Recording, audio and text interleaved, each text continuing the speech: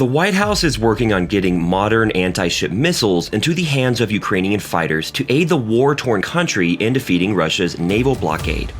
Since the start of the war, the Russian Black Sea Fleet has maintained a naval blockade in the surrounding area of Ukraine's ports, particularly Odesa.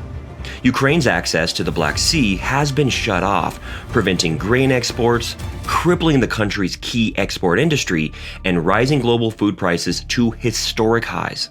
The Ukrainian Navy is now unable to effectively counter Russian Black Sea Fleet's attempts to conduct an amphibious landing operation.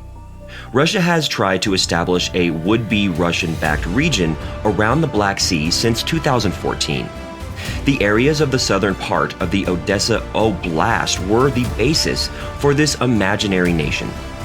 The Russian Black Naval Fleet would have been able to freely land the requisite soldiers and maintain sea contact lines with a new pseudo-state surrounding western Ukraine and occupied Crimea if this illegal region had been established. It seems like Russia has been intensifying its efforts to seize this region. But do you think the intervention of the United States and its NATO allies will succeed in stopping Russia? Let's find out in this video. The situation in the Ukrainian Navy is on the verge of becoming disastrous. The Russian Federation's seizure of Crimea in 2014 had a particularly detrimental impact on the Ukrainian Navy's fighting capability, as nearly 80% of the fleet was captured or defected. The primary question remains unanswered. How could the Ukrainian Navy counter Russian Federation's attempts to exploit its Black Sea dominance for further aggression? The British Defense Ministry says over 20 Russian Navy warships, including submarines, are already in the Black Sea combat zone. Therefore, the Ukrainian Navy urgently demanded weapons to face the Russian army, a more advanced enemy in terms of resources and military might. Several U.S. news sites have reported that the U.S. plans to provide Ukraine with advanced anti-ship missiles to oppose the Russian naval blockade. According to statements by U.S. officials, the transfer will be done directly or through the aid of its European allies. The missiles in consideration include the Naval Strike Missile, or NSM, manufactured by Raytheon Technologies, and the Harpoon missile system developed by Boeing. Reports indicate that deploying Harpoon missiles to Ukraine's coast may pose some technical hurdles because the Harpoon is primarily used at sea. Additionally, there may be difficulties in training personnel to handle them in deployment areas effectively. But Denmark just announced that they will supply Harpoon launchers, a sight that will surely raise eyebrows as they are one of the few countries that uses Harpoons for coastal defense, but they have been retired since 2003.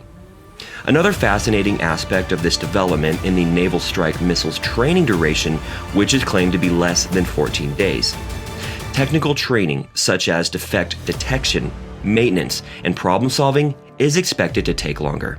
Since April, President Volodymyr Zelensky of Ukraine has been urging his Western backers to deploy Harpoon missiles or other missiles with equal capabilities.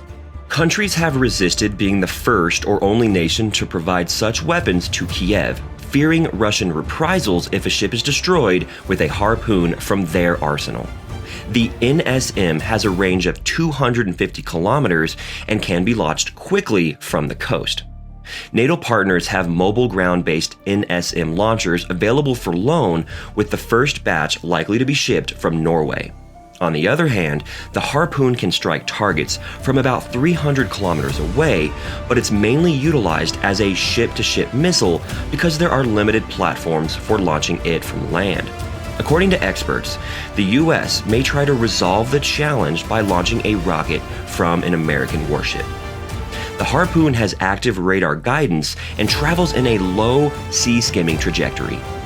Ukraine has also asked for multiple rocket launcher systems, or MRLS, such as the Lockheed Martin's M270, which can now be evaluated for deployment following the U.S. Senate's approval of a $40 billion aid legislation on Thursday.